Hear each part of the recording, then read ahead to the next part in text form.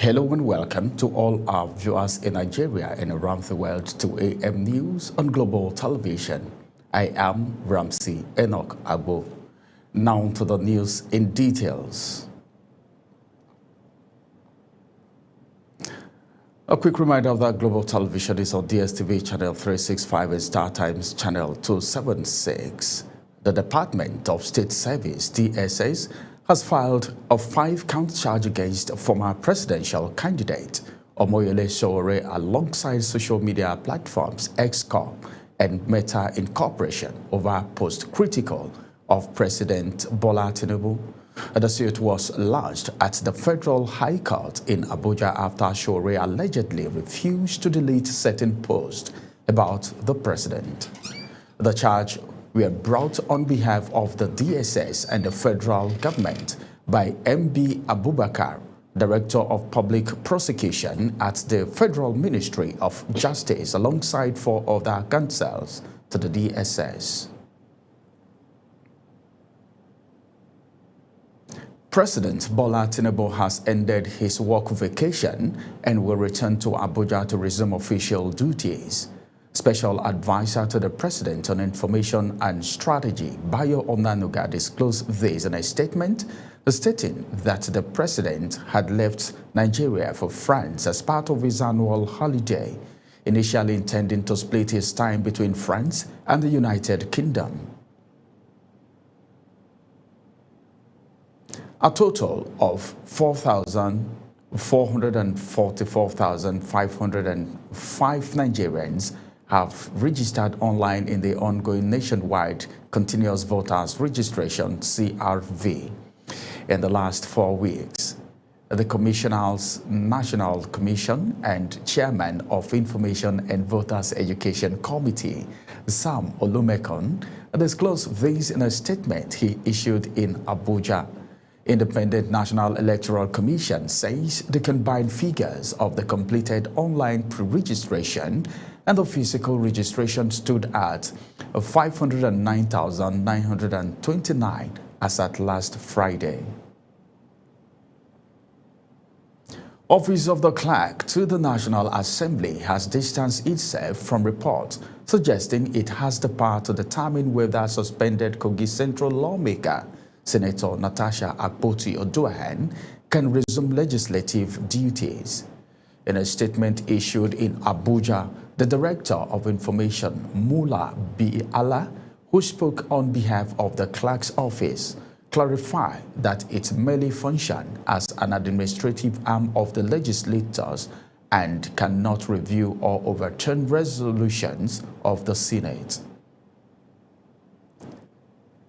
Niger State Governor Mohammed Bako has reassured security agencies and federal government establishments in the state of his administration's continued support to ensure improved security and better service delivery. This was disclosed in a statement made available by Chief Press Secretary to the Governor, Bologi Ibrahim. Bago made the pledge during a called visit heads of newly posted security agencies and a federal establishment coordinator in the state. The Senior Staff Association of Nigeria Universities and the Non-Academic Staff Union of the Universities and Allied Institutions have given the federal government a 7-day ultimatum over unresolved welfare issues, warning of a looming nationwide strike. In a joint letter signed by the association's president, Muhammad Ibrahim, the unions decried the unjust disbursement of the earned allowances to staff of universities, non-payment of outstanding allowances, among others. The Director General of Institute for Peace and Conflict Resolution, that is IPCR, Dr. Joseph Ochogu, has warned that Nigeria risks becoming center for rogue actors in the Sahel if the federal government, states, and local governments fail to prioritize conflict prevention. Ochogu made the call in Abuja during a World Press Conference to commemorate the 2025 International Day of Peace with the theme, Act Now for a Peaceful World, and to celebrate the 25th anniversary of the institute as Nigeria's apex building institution. He said Nigeria cannot afford to ignore the early signs of violent conflicts. Nigeria Center for Disease Control and Prevention, that is NCDC, says it has activated the preparedness plans but assure the public there are currently no active cases of Ebola in the country, while urging vigilance and non-essential travel restriction to countries within confirmed outbreaks. Correspondent Zarau Nasir speaks with medical experts concerning the precautionary measures to be taken and files this report. Meanwhile, the World Health Organization has begun vaccinating frontline health workers and contacts of infected individuals in response to a new Ebola outbreak in the Democratic Republic of the Congo's Kasai province. Ebola refers to Ebola virus disease, a severe and often fatal illness in humans and other primates caused by the Ebola virus. It's a hemorrhagic fever that spreads through direct contact with infected bodily fluids and can lead to symptoms like fever, muscle pain, and internal bleeding. In an exclusive interview with a public health physician, Dr. Omoha Amobi says Nigeria needs to be prepared for every outbreak and also mentioned health education concerning the disease as part of the precautionary measures, among others.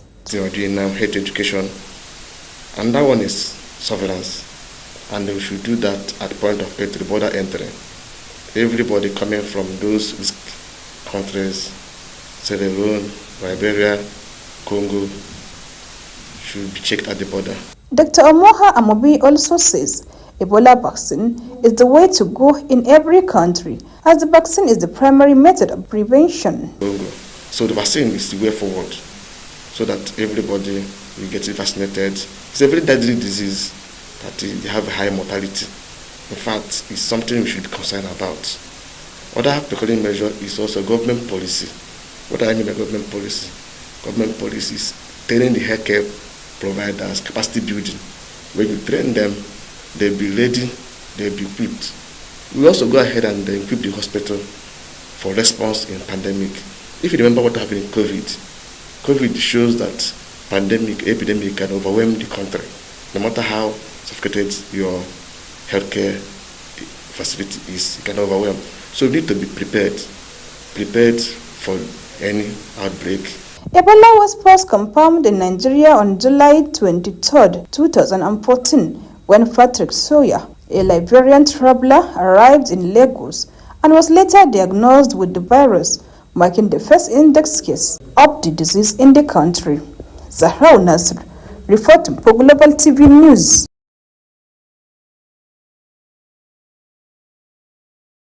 Rising cases of insecurity in the nation's capital, Abuja, had continued to draw concern from residents. From kidnapping to armed robbery and attack on communities, citizens say they no longer feel safe. Global TV correspondent Kabir Hassan completes the story. Once regarded as the safest city in Nigeria, Abuja is now grappling with growing security challenges. Recent incidents of abduction in suburb, highway attacks, cases of phone snatching, one-child robbery have left many residents anxious. On the streets of the Federal Capital Territory, Nigerians are voicing their frustration. In terms of security in Abuja, when you make a comparative analysis with Abuja and the Northeast, I think we are experiencing an unstable peace for now, while the Northeast are facing a strong, durable peace, which the government needs a strong intervention. This is something that might not just be done alone and can always be achieved through collaboration and dialogue. It's not what we are expecting, but at least it is good. Although it is not up to what we should have, but it's okay at least. It's a little bit safer than other neighboring states, because if you look at Abuja, inside town, you discover there may not be much challenges. The resident says there is need for stronger community policing, intelligence sharing, and rapid response system to curb insecurity across Nigeria. There is urgent need for the country, for the leaders to look inwardly, peruse carefully, and find out the lineup of all the people in security. Well, I think the first thing the government needs to do is to actually, fund these security agencies. They need to be well paid. When they are well paid, then they will take their work more seriously. Tackling this issue of insecurity in Nigeria is all about strengthening our security force and our borderline, especially the internal crisis we are having. It's not only from the law enforcement agents. There needs to be a relationship. Security agencies need to work pari passu with the citizen. While Abuja is still considered safer than many other cities, the growing insecurity in the city center is fueling calls for urgent measures. Residents insist that tackling insecurity in the capital must go hand in hand with addressing the root causes across Nigeria as a whole. Kabir Hassan, reporting for Global TV News. You're watching the live broadcast of the AM News on Global Television. The AM News returns after this break. Stay with us.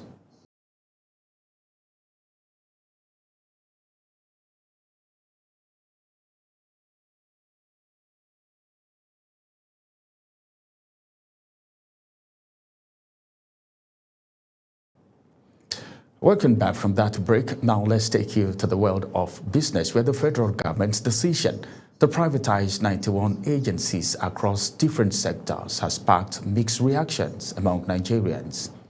Some see it as a step towards efficiency and economic growth, while others fear it could lead to job losses and reduce access to essential services. Our business correspondent Samuel Odi has details. The announcement made recently by the Bureau of Public Enterprise marks one of the largest privatization exercises in Nigeria's history. The affected agencies cut across key sectors including transportation, agriculture, energy, and communications. Reactions, however, remained divided, while some economic experts argued that the move could usher in greater competitiveness and innovation. Critics warn it might lead to job loss and concentration of wealth in the hands of a few. We were told that once it is bought over and it's being managed by a private firm, that we are going to have light all over in the country. But the reverse is the case. When they say they will privatize anything of the federal government, they go over to bought over by their companies.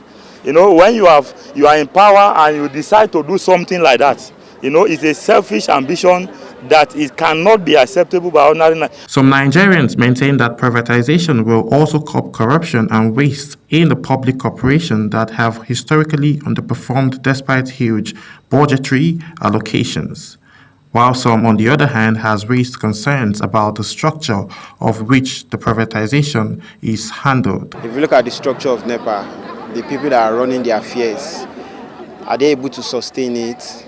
Are they able to do the right thing that is meant to be done? Is this still not the same old tactics of, government interference? If my person is not there, I'm not interested in it.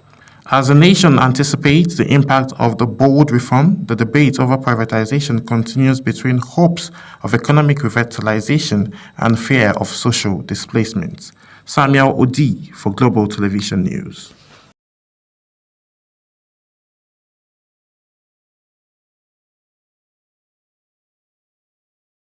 A former Speaker of the House of Representatives, Yakubu Dogara, and other stakeholders have weighed in on President Bola Tinubu's tax reform policies. Speaking at the maiden parliamentarians lecture organized by the House of Representatives Press Corps in Abuja, they described the reform as necessary but called for transparency, accountability, and effective deployment of tax revenues. The federal government has suspended the implementation of the 4% free on-board levy recently introduced by the Nigerian Customs Service on all imported goods. The decision was announced by the Minister of Finance and Coordinating Minister of the Economy, Wale Edun, followed widespread concern from importers, traders, experts, and other industry stakeholders about the levy's negative impact and implication. In a letter addressed to the Controller General of Customs, Wale Edom, acting in his capacity as chairman of the Customs Service Board, ordered the immediate suspension of the levy. And now, on the foreign scene, United Nations investigators have accused Israel of committing genocide in Gaza in a bid to destroy the Palestinians there, blaming Prime Minister Benjamin Netanyahu and other top officials for incitement. Navi Pillay, chair of the United Nations Independent International Commission of Inquiry on Gaza, which does not speak on behalf of the world body and has faced harsh Israeli criticism, found the genocide is continually occurring in Gaza. Here is Uyi Agbomofuegbe's story. Israel's retaliatory campaign in Gaza has killed nearly 65,000 people, also mostly civilians, according to figures from the health ministry in Hamas-run Gaza that the United Nations considers reliable. Genocide is occurring in Gaza and is continuing to occur, and the responsibility lies with the state of Israel. We identified 3 persons in this report, and that is Prime Minister Netanyahu, the former Minister of Defense, Gallant, and one other, the President of Israel. The UN envoy noted that Gazans had been intentionally targeted in the attacks, citing the Rwanda genocide as a typical example. I see similarities here. It's all those same kind of methods.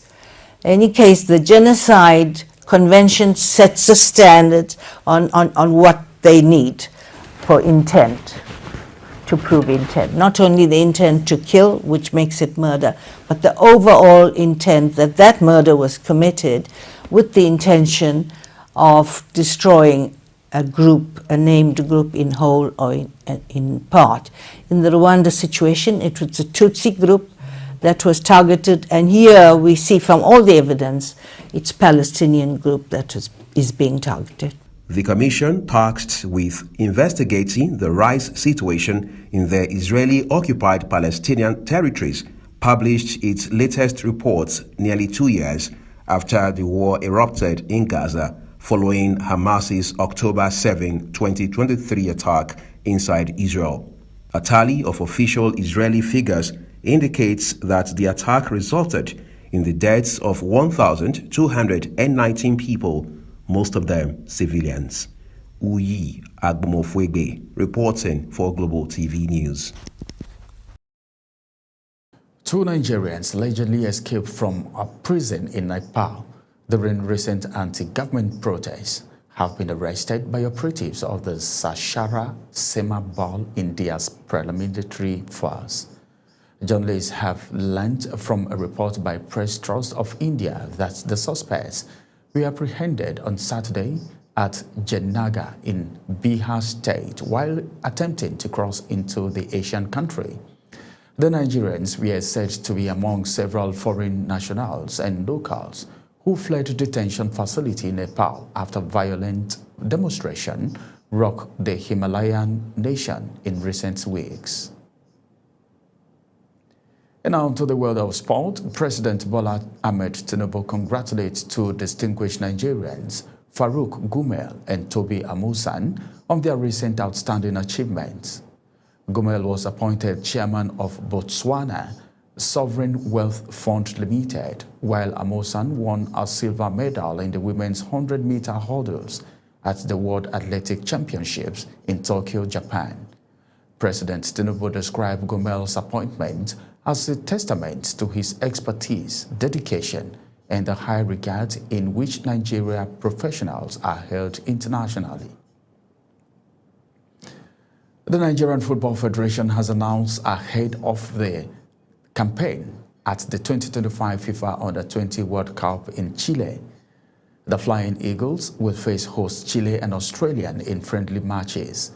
The Federation's head of competition, Dayo Enebi, confirmed that the Flying Eagles will play the host in their first friendly game on Saturday, September 20, before filing out against Australia on Tuesday, September 23. Nigeria is setting its sight on the global sporting stage with a bold move to host the 2030 Commonwealth Games. The Commonwealth Games, one of the world's most prestigious sporting events after the Olympics and FIFA World Cup, could be coming to Nigeria. The Tinubu administration says the bid reflects its renewed hope agenda for sports, following sweeping reforms that replaced the former Ministry of Sports with the National Sports Commission just a year ago. Nigeria's National Sports Commission has stepped in to resolve dispute within Team Nigeria at the ongoing World Athletic Championships. The Commission confirmed that all athletes' allowances and bonuses have now been paid. Director General Bukola Olapade met with athletes and officials of the Athletic Federation of Nigeria, promising continued government support for their welfare. He said the intervention was in line with President Bola Tinubu's directive to prioritize the needs of athletes representing the nation. And that's it on AM News. A quick reminder that Global Television is on DSTV channel 365 and Star Times channel 276. You can kindly follow us across all social media platforms now showing on your screen using @Global TV NG. I am Ramsey Enoch Agbo. Many thanks for watching.